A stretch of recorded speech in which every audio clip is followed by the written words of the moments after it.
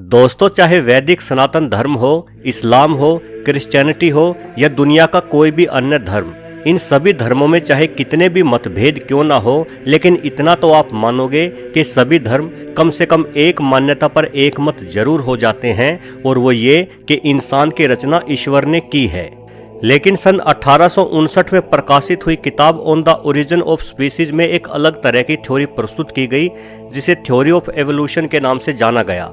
इस थ्योरी के अनुसार इंसान की उत्पत्ति बंदर से हुई है, और हम यानी इंसान शुरू से इतने होशियार नहीं थे, बल्कि विकास के चरणों से गुजरते हुए इतने होशियार हुए हैं। इस थ्योरी के जनक थे चार्ल्स डार्विन। उनका दावा था कि मैं नहीं जानता कि ईश्वर है या नहीं, लेकिन ये मान्यता बिल्कुल ही गलत है कि हम इंसानों को ईश्वर ने या उसके दूतों ने अपने हाथों से बनाया है।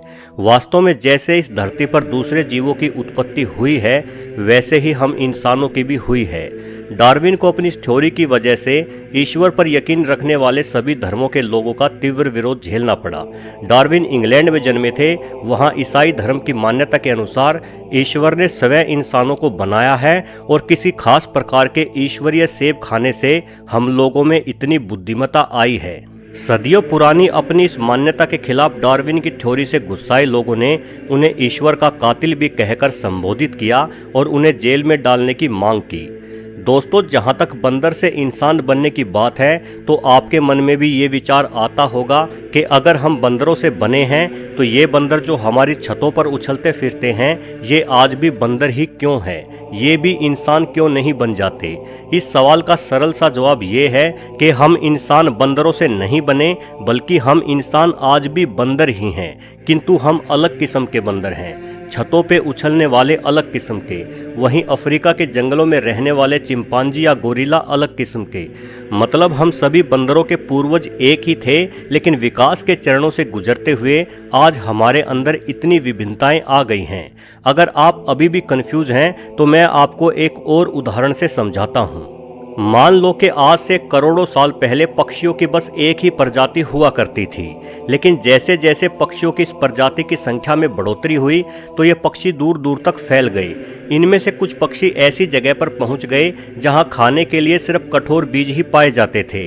अब उन कठोर बीजों को चबाने के लिए मजबूत चोंच की जरूरत पड़ेगी, और जिस तरह से हम सभी इंसान एक जैसे नहीं होते, कुछ इंसान बहुत लंबे चौड़े और ताकतवर होते हैं, वहीं कुछ दुबले पतले और कमजोर।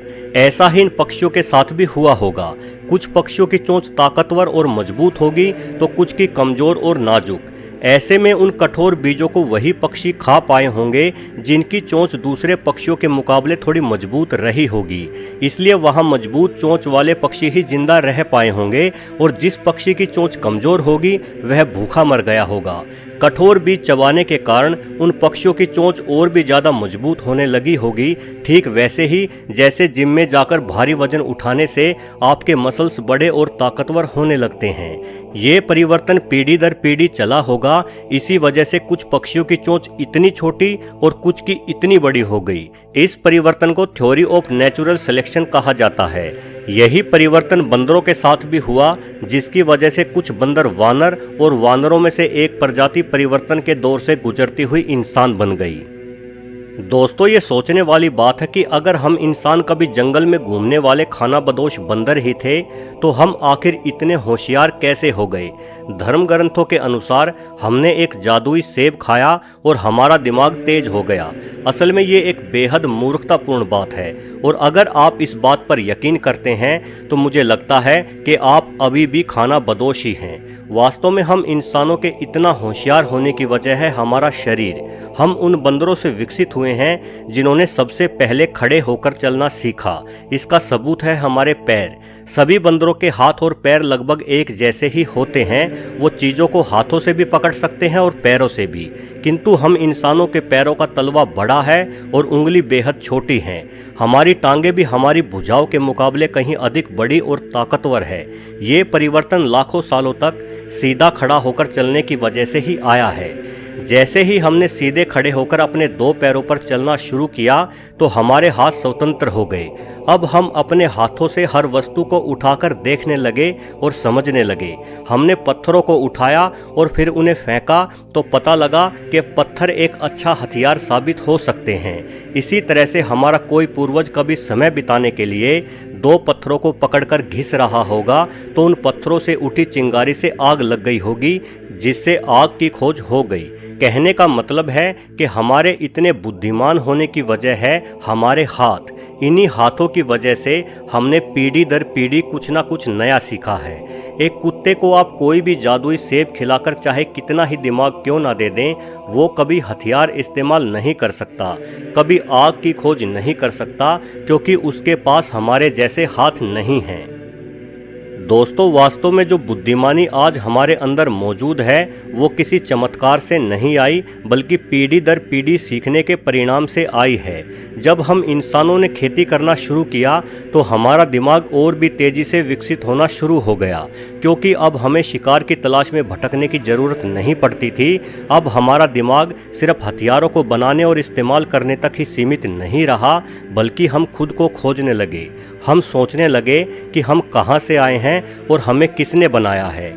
इन्हीं सब सवालों का जवाब ढूंढते ढूंढते हमने भगवान की खोज कर दी। दोस्तों, यहाँ मैं भगवान के अस्तित्व पर सवाल नहीं उठा रहा। प्रकृति की शक्तियों के बारे में अंदाजे लगाना हम इंसानों के बस की बात नहीं है।